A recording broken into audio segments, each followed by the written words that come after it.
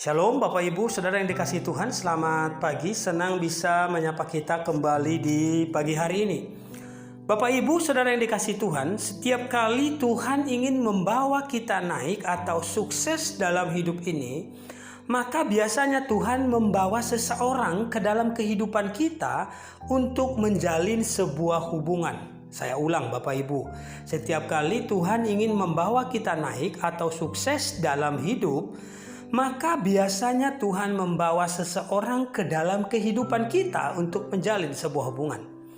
Dan sebaliknya, jika iblis ingin membawa hidup kita semakin merosot, maka iblis akan membawa seseorang dalam hidup kita. Orang itu kemudian menjalin hubungan-hubungan yang salah di dalam kehidupan kita. Nah, kalau kita membaca kisah-kisah hidup orang-orang yang sukses, biasanya sebelum mereka sukses, mereka bertemu dengan seseorang yang mengubah perjalanan hidup mereka. Itu sebabnya hubungan dapat membawa kita naik dan sebaliknya hubungan juga dapat membawa kita semakin turun atau merosot atau hancur.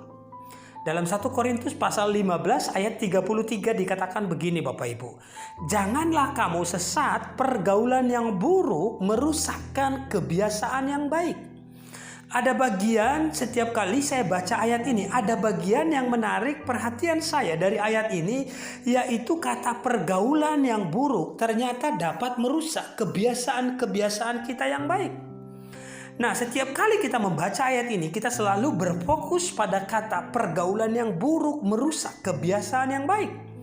Saya setuju dengan hal itu, tetapi menurut saya hukumnya harusnya berlaku sebaliknya. Kalau pergaulan buruk dapat merusak kebiasaan-kebiasaan yang baik, maka harusnya pergaulan yang baik pun dapat merusak kebiasaan-kebiasaan kita yang buruk. Saya ulang Bapak Ibu, ini penting. Kalau pergaulan buruk dapat merusak kebiasaan-kebiasaan yang baik, maka seharusnya pergaulan yang baik pun dapat merusak kebiasaan-kebiasaan kita yang buruk. Jadi ada kabar baik dari ayat ini, yaitu cara terbaik untuk mengubah kebiasaan-kebiasaan buruk adalah dengan mengubah tongkrongan-tongkrongan kita. Atau mengubah dengan siapa kita menjalin hubungan. Nah, setiap hubungan itu pasti mengenal yang namanya jarak. Setiap kali ada hubungan pasti ada yang namanya jarak. Jarak yang dimaksud adalah untuk mengukur kedekatan kita dalam sebuah hubungan antara kita dengan seseorang. Yang pertama kita sebut dengan kenalan. Ya, kenalan itu bisa banyak. Lalu yang kedua adalah teman. Ini di atas dari kenalan. Yang kedua adalah teman. Tetapi ada yang ketiga yang lebih tinggi adalah sahabat. Sahabat adalah orang yang kita bisa menceritakan sampai hal-hal yang pribadi. Ya. Nah, apa yang saya mau sampaikan dari kebenaran ini Bapak Ibu Saudara kasih Tuhan? Saya tidak sedang mengajarkan kita untuk menjadi orang yang inklusif atau tertutup dan tidak membangun hubungan. Tetapi pesannya adalah berhati-hatilah untuk menentukan ketiga-tiganya. Jadi untuk teman-teman pemuda berhati-hatilah untuk menentukan ketiga-tiganya. Mana yang pantas kita jadikan sebatas kenalan, mana yang pantas kita jadikan sebagai teman, dan mana yang pantas kita jadikan sahabat. Ya, tidak semua orang kita bisa jadikan sahabat. Nah, jadi pagi ini saya mau sampaikan, pastikan